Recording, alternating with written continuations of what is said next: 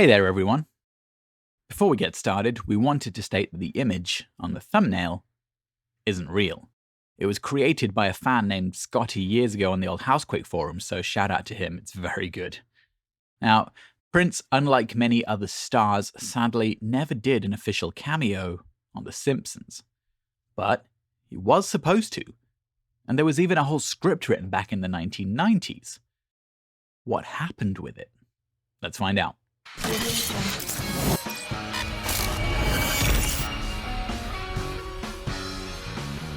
So, I'm sure many of you remember the episode of The Simpsons that Michael Jackson starred in. It was an episode called Stark Raving Dad, where mental patient Leon Kompowski, who is housed in a mental asylum, believes that he is none other than the king of pop, Michael Jackson. However, the kicker is, the voice acting for the character was done by none other than the real-life Michael Jackson. Weirdly enough, at the end of the episode, when the character sings the song Happy Birthday, Lisa, the singing performance is actually not done by Michael Jackson, but an impersonator. Even though the real-life Michael Jackson did write the song, and you can actually find the real version with him singing it on the internet. Yeah, it's confusing. What does this have to do with Prince? Well, the writers at The Simpsons, specifically Conan O'Brien, went on to write a follow-up for this episode for season 5, once again starring the character Leon Kompowski, but guess what? He no longer believes that he is Michael Jackson, and he now believes that he is Prince. I'm not sure what to make of this idea.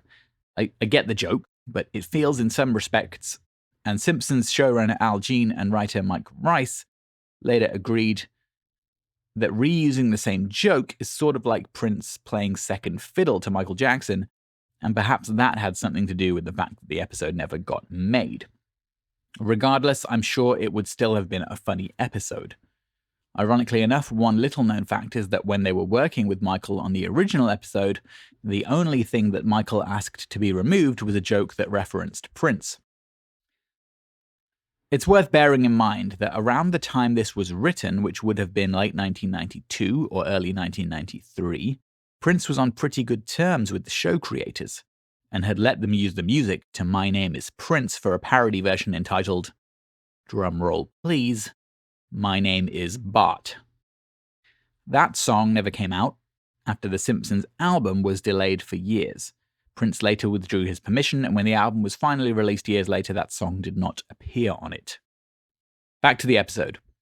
Simpsons writer Mike Rice, one of the longest-serving writers on the show, says in his book Springfield Confidential that Leon's reappearance would have a very benevolent, Prince-like effect on the whole city, characters dressing more flamboyantly and embracing their sexuality, and that they anticipated having songs and performances by Prince on the show.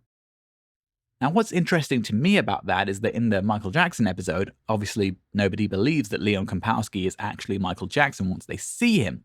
But with this planned Prince episode, it sounds like in true Prince essence, he might have been able to captivate them with his aura into believing that he is actually Prince, which may have been part of the joke. It's also possible that the stunt could have been rumbled by an appearance of the real Prince. Without seeing the script, it's hard to say. But what we do have is 3 leaked pages that do give us a bit of information. So let's take a look at them. So in this first page, we see Lisa and the whole town desperately trying to get Prince tickets. Lisa's attempt to get the tickets is foiled by a classic visual gag, whereby after finally getting through to the sales hotline, a spider descends from the ceiling and lands on the phone, disconnecting her call. Second page seems to be midway through the episode.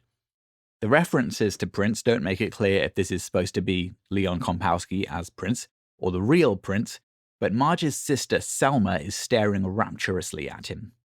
Selma tells Prince that she's seen all of his movies and that she loved Under the Cherry Moon. Prince reacts with amazement, saying, "You've seen Under the Cherry Moon?" To which Selma replies that it was better than Graffiti Bridge, but not as good as Sign of the Times. Prince then deadpans with, "Even I didn't see that one." Pretty funny stuff. The final leaked page seems to be set at the end of the episode. Prince again makes a callback to the Michael Jackson episode and the Happy Birthday Lisa song, saying, "Lisa, I want you to have this song. I wrote it for your birthday." to which Lisa is less than enthusiastic, saying that instead of another birthday song, she'd rather have $1 or a bicycle. Then, Prince hands Bart a piece of paper saying it contains Vanity's phone number, and that in a few years, he'll understand its power. Finally, Prince tells Homer and Marge that he doesn't have presents for them, but that the full spirituality of my love is yours forever, which frustrates Homer, who says, "Come on, we fed you." Pretty amusing stuff all around. So what actually happened? Here's where things get a little bit unclear. Now, the Simpsons team were told that Prince loved the episode and that he proceeded to send over some notes about wardrobe changes and what he would be wearing in various scenes.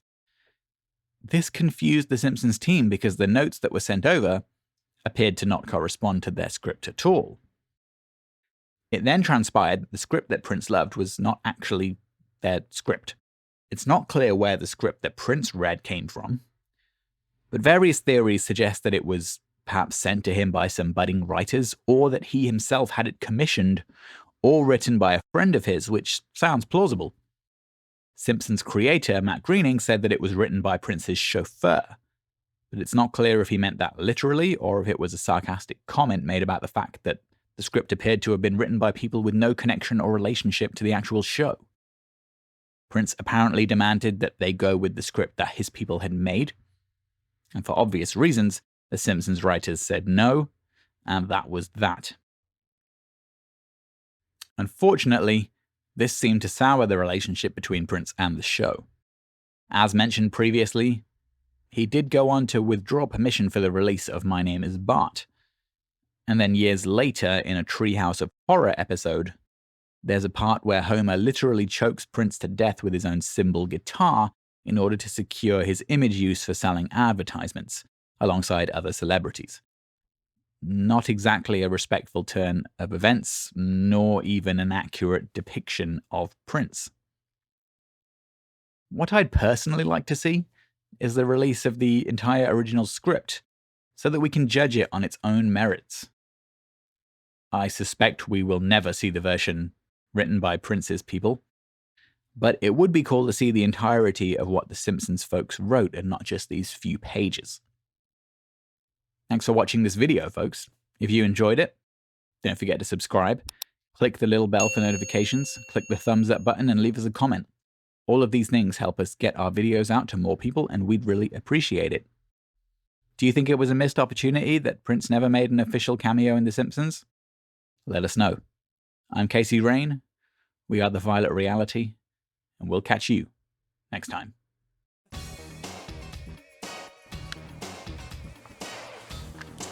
Hi, I'm Elisa Fiorillo, and you're watching The Violet Reality on YouTube. All things Prince!